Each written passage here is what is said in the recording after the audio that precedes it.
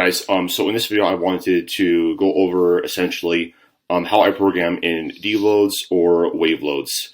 And first off, just to preface this video, this is basically going to be sort of either pre-planned or auto-regulated fatigue management strategies. And the reason why you have to have these fatigue management strategies where you actually do pull back a little bit on your actual training stress is going to be because over time fatigue will accumulate. Basically, if you start off a training block after like a deload, or if you are coming out of a period of just not training, you're going to have your chronic levels of fatigue be low. And so there are two things that you need to be aware of. So there's something called acute fatigue, and then there's also chronic fatigue. So acute fatigue could basically be like, you can think about your weekly fatigue pattern. So for example, the days that you're strong on versus the days that you're weak on.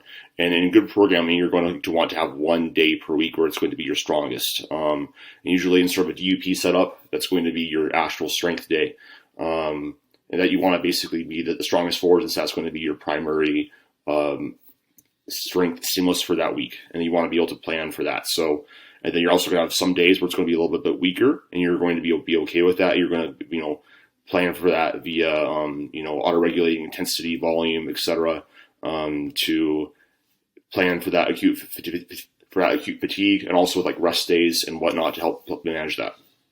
Now, as you do progressively train, you're going to elevate both your fitness, which is your ability to lift heavy weights, and your fatigue. And so you're going to have a point where fatigue is getting very, very high, where it's kind of going to either be like right at or cross over with your actual readiness levels. And basically, this is when you want to actually employ some fatigue management strategies, because we cannot forever just keep progressing linearly.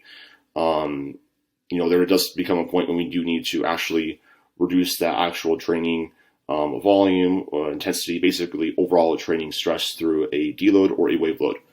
Now, there's going to be one of two things that I will walk out programming. Like I said, it's going to be a deload or a wave load. And the difference between a deload and a wave load is going to be, a deload is going to be a little bit more of an aggressive volume reduction. And I will usually use this if somebody's experiencing some more aches and pains, extremely low desire to train, or say we're going into an actual meet where we're going to actually strategically detrain a little bit for some higher performance via taper, which I'm not going to go into depth with this video. Like, it's a very individualized. That's a little more complicated than a deload, but usually deloads are going to be in place if you have some joint and tendon and connective tissue stress. A wave load is going to be something that I use a little bit more, where it's going to basically be more so a maintenance of volume, like a very slight reduction in volume, usually with some sort of linear periodization with a slightly lower reps than we were to start out. In the case of a powerlifter, and then maintaining that volume. And this is what I personally do most of the time in my training. And the reason why I do this is because it helps basically keep your ability to train a little bit higher. Also, with the way that I usually program, I don't like my athletes feeling like shit all the time. I don't like to feel like shit all the time. And I don't want to push my body all the time to a point where I'm like reaching an overreach state, which is basically, like where your fatigue is getting pretty high. You feel pretty banged up, except for like maybe like once or twice a year, say like, a really important meet is coming up or whatever. And I like to basically keep my athletes feeling pretty good, being within that maximum adaptive volume range, not really trying to be like close to the MRV, but maximum recoverable volume. It's just because in terms of training sustainability and progress, what mostly matters is that you're able to have consistent, reliable progress that is, like I said, consistent and not like sporadic, and not, you don't want to push your body to a breaking point. There's also some things to be said about like injury risk and whatnot, because while more volume to a point and, will also, as long as you can recover from it, will make you progress faster. We always have to remember that, like with each unit of training stress that we have, you're going to basically have a higher risk of injury, just as how things work. So I like to keep things, more within that maximum adaptive volume range for my clients. And that's usually like, when wave load, that still does reduce training stress to a pretty large extent. So we're going to go a little bit into the differences of how I would program a deload, or wave load. So this is just some sample programming. I have a difference between a deload and a wave load. So basically, a deload would basically be where I would usually reduce by, I'd have two means of volume and intensity reduction through sets and through a subtraction of either 1 to 2 reps, and then some actual reduction in absolute intensity.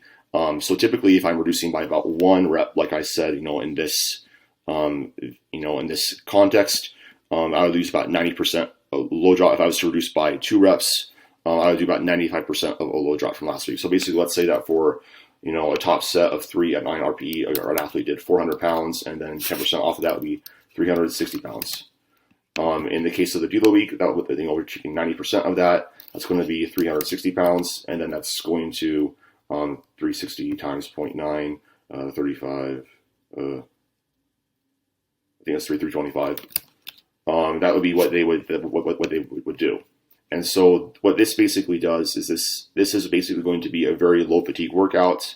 But you're actually still likely going to be within like a minimum effective volume range to actually make adaptations. I think something that's also important to say is that like deloads are not wasted training time. And while the whole thing of like, okay, like you could just take a week off is very, like you could absolutely just do that. But all else being equal, we want to minimize the time that we do spend not training.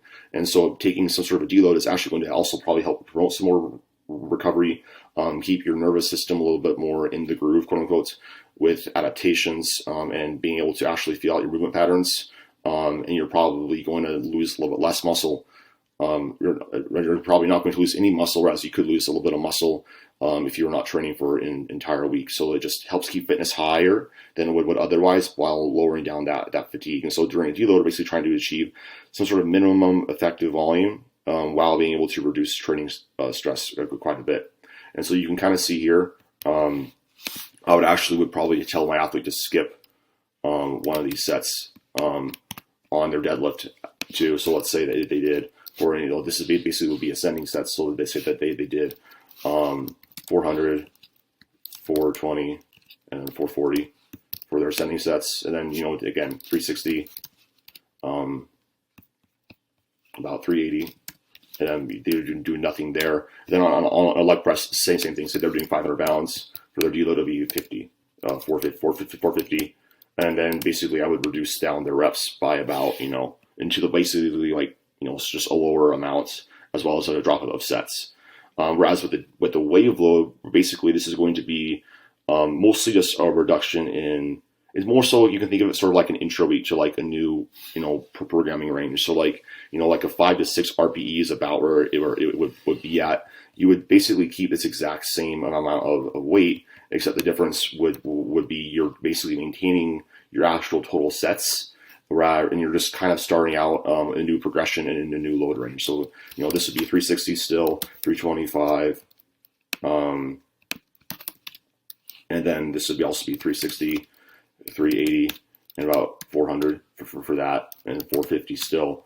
But you're going to basically be maintaining a little bit more volume, and that's just going to basically help you keep a little bit more trained. So yeah, that's essentially the difference between a deload and a wave load. It's not like a huge difference, but it really just depends upon what their athletes are feeling.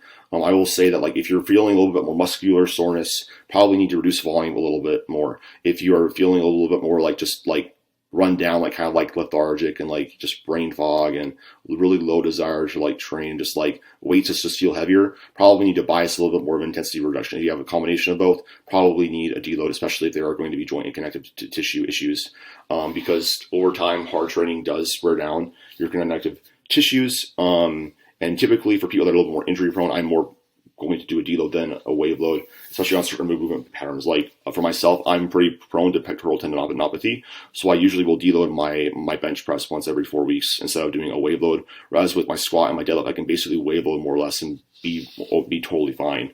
So it's kind of about just finding like what you need as an individual athlete. But again, I want to stress that just leading off with this video is that overload is a range, not a fixed value. and you're still going to be within that overload range as long as you're, at an RPE 5.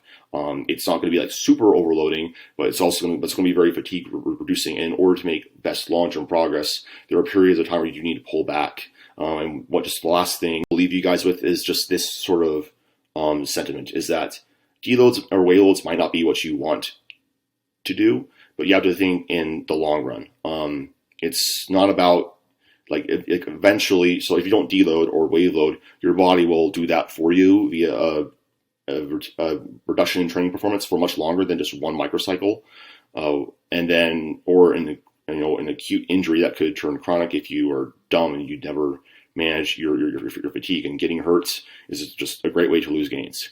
And then just also, again, like I said, deloads are not wasted training time. They are necessary. They're part of the process. And you really think long term, you're going to just be a better athlete in general. And then just last thing I'll say, during the deloads, something that you can focus on is restoring movement quality patterns. So maybe you were squatting a little bit high, really focus on, renorming your technique, making everything really, really clean, really, quote unquote, perfect or technically proficient. I recommend reducing your caffeine intake a little bit, just because you want to promote some more of that parasympathetic state instead of sympathetic state. So basically more of that relaxation instead of that stressed out state. Something that you can also do is just make time to do other things besides just train. I know that's crazy, but having other things to do is just going to help you. So that's something to also consider.